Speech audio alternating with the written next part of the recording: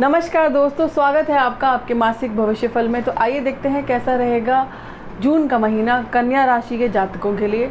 और आइए चलते हैं यात्रा पर ग्रहों की और टैरो कार्ड्स की और देखते हैं कि क्या कह रहे हैं ग्रह और क्या कह रहे हैं कार्ड्स।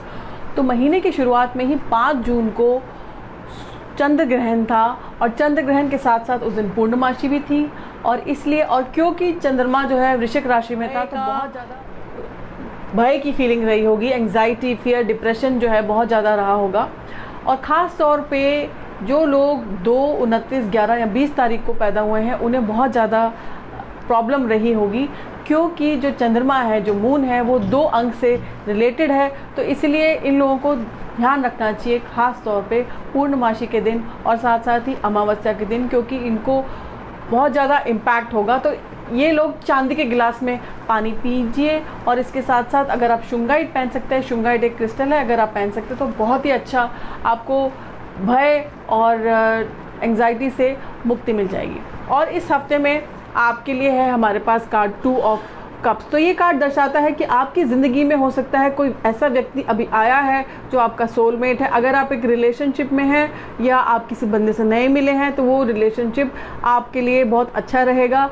आप कोई अगर बिज़नेस पार्टनरशिप शुरू कर रहे हैं तो बिज़नेस पार्टनरशिप बड़ी सक्सेसफुल रहेगी।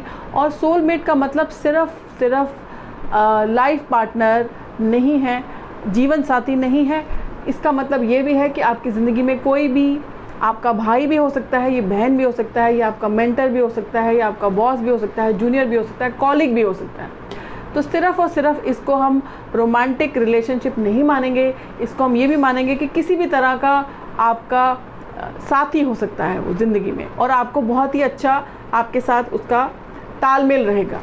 दूसरे हफ्ते में है हमारे पास आपके लिए कार्ड 4 ऑफ वॉन्ड्स। तो अगर आप अभी इस समय एक रिलेशनशिप में हैं और आप सोच रहे हैं कि आप शादी का प्रस्ताव लेकर के जाएं, तो ये बिल्कुल उपयुक्त समय है आपको शादी का प्रस्ताव लेकर के जाने का। और ऐसा भी हो सकता है कि आपके लिए शादी का प्रस्ताव आए और वो प्रस्ताव आपके लिए अच्छा रहेगा। इसके अलावा आप में से कुछ लोग हो सकता है कि किसी शादी में जाएं और बहुत ही अच्छा समय रहेगा परिवार के साथ व्यतीत करने के लिए और आपस में तालमेल बढ़ाने के लिए।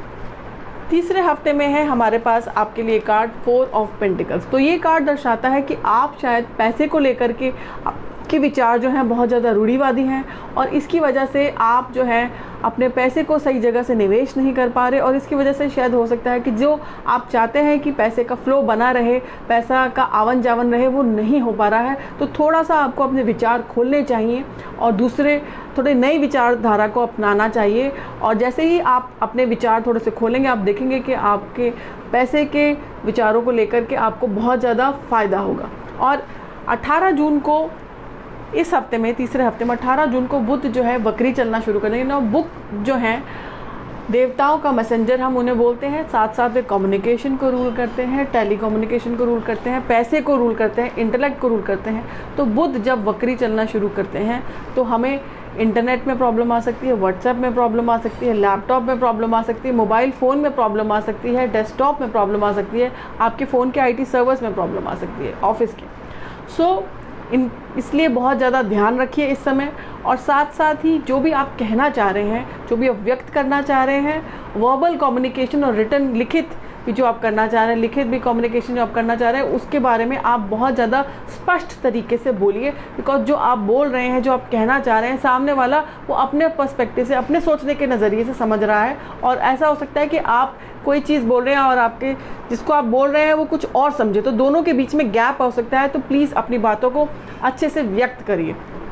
और इसके बाद अगले हफ्ते में हमारे पास है आपके लिए कार्ड द मैजिशियन। तो ये कार्ड दर्शाता है कि आपके पास सारी वो ऊर्जा इस समय है, सब तरह के टूल्स हैं अवेलेबल, जिससे आप अपनी ज़िंदगी जिस दिशा में मोड़ना चाहें आप मोड़ सकते हैं। अब आप मोड़ेंगे कि नहीं मोड़ेंगे ये आपके ऊपर है, लेकिन इस समय आपके पास जिस भी दिशा में आप मोड़ना चाहेंगे आपकी ज़िंदगी बहुत ही बढ़िया मोड़ ले सकती है। और 21 जून को, चौथे हफ्ते की शुरुआत में 21 जून को सूर्य ग्रहण है। सूर्य ग्रहण के साथ साथ उस दिन अमावस्या भी है। और साथ साथ ये ध्यान रखने की बात है, जब सूर्य ग्रहण साल में 2 बार होता है, ये 2020 का पहला सूर्य ग्रहण है। 2019 में जब सूर्य ग्रहण दिसंबर में हुआ था, दूसरा सूर्य ग्रहण, उस समय 6 ग्रह एक ही घर में थे। और महामारी एकदम फैलनी शुरू हो गई थी तेज़ी से। और इस समय भी हम एक्सपेक्ट कर रहे हैं, क्योंकि ये सूर्य ग्रहण आपके 10वें भाव में होगा, तो 10वें भाव में होने की वजह से आपके ऑफिस में आपको प्रॉब्लम आ सकती है, या आपको ऑफिस में प्रेशर आ सकता है, वर्क प्रेशर आ सकता है, कोई कंपटीशन आ सकता है और आपको गुस्सा तेज आ सकता है। इसके अलावा ग्लोबली अगर हम देखें विश्व स्तर पर, तो विश्व स्तर पर किसी भी तरह का बाढ़ आ सकता है और अर्थक्वेक आ सकता है, भूकंप आ सकता है, आग लग सकती है, सूखा पड़ सकता है, और टेररिज्म के एक्ट, चोरी डकैती, ये बहुत ज़्यादा बढ़ सकते हैं। तो अपना ध्यान रखिए घर से निकलते समय। और 25 जून को शुक्र जो है सीधा चलना शुरू कर देंगे। शुक्र जब वक्री थे तो उस समय आपको अपने रिलेशनशिप में, रिश्तों में प्रॉब्लम आई होगी, और जैसे ही शुक्र जो है सीधा चलना शुरू करेंगे तो आपकी जो समस्याएं हैं वो धीरे धीरे हट जाएंगी। आखिरी हफ्ते में हमारे पास है आपके लिए कार्ड क्वीन ऑफ कप्स। तो ये कार्ड दर्शाता है, ये कोड कार्ड है, ये दर्शाता है आपके आसपास की कोई ऐसी महिला है, ये एक्चुअल में आपके आसपास कोई महिला है, ये आपको ही देखना कि वो कौन है, लेकिन ये महिला है जो अगर आपको कोई परेशानी आ रही है आपको सही मार्गदर्शक दे सकती है। ये महिला बहुत क्रिएटिव है, बहुत इंट्यूटिव है, और हो सकता है ये किसी इंस्टीट्यूट का हेड हो, ऑर्गेनाइजेशन का हेड हो, या बिजनेस हेड करती हो, और इनकी जो एनालिसिस है, जो विश्लेषण है, वो बहुत ही सटीक होता है और आपको सही मार्गदर्शन देंगी। इसके अलावा अगर आप महिला हैं तो स्वयं आप ही बहुत ज़्यादा इस समय क्रिएटिव, इंट्यूटिव हो सकती हैं। इसके अलावा ये क्योंकि कप्स है, तो कप्स हम रिप्रेजेंट करते हैं वाटर साइन, कैंसर, लिब्रा, कर्क, तुला, तो इन राशियों के भी व्यक्ति हो सकता है, ये स्त्री हो। तो आपको ये देखना है कि अगर आप किसी समस्या में फंसे हैं तो ये स्त्री आपको सही मार्गदर्शन देगी।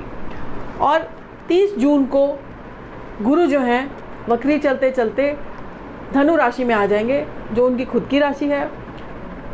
2019 में नवंबर में पहले हफ्ते में गुरु और केतु धनु राशि में इकट्ठे थे, और उसके बाद धीरे धीरे वायरस स्प्रेड करना शुरू हुआ, और अब दोबारा से गुरु जा रहे हैं धनु राशि में और वहाँ पे केतु हैं, और दोबारा से जो है ये पैंडेमिक फैलने का आशंका है। तो इसलिए आप अगर घर से बाहर निकलते हैं तो ज़रूर ध्यान रखिए, घर में आते ही आपको अपने वस्त्र चेंज कर लेने चाहिए, हाथ पांव अच्छे से धो देना चाहिए। अगर आप स्नान कर सकते हैं तो बहुत बढ़िया बात है, नहीं तो अपने हाथ ज़रूर धोएं और कोहनी तक धोएं, मुंह हाथ धोएं, और साथ साथ ही काढ़ा पीते रहें, च्यवनप्राश खाइए, और कोई ना कोई एंटी स्ट्रेस एक्टिविटी करिए, चाहे वो योगा हो, चाहे मेडिटेशन हो, क्योंकि अभी 1-1.5 साल ये वायरस रहेगा, और वायरस के डर से हम घर में अपने आप को बंद नहीं कर सकते। आप अपनी ज़िंदगी रोक नहीं सकते, ज़िंदगी ज़रूर चलेगी, व्यापार भी चलेगा, नौकरियां चलेंगी, नहीं चलेंगी तो कैसे लोग खाएंगे। तो इसलिए आप अपना ध्यान रखिए, काम करिए, बाहर जाइए, और सारे सेफ्टी मेजर्स जो भी आपके आसपास की सरकार बोल रही है उसको फॉलो करिए।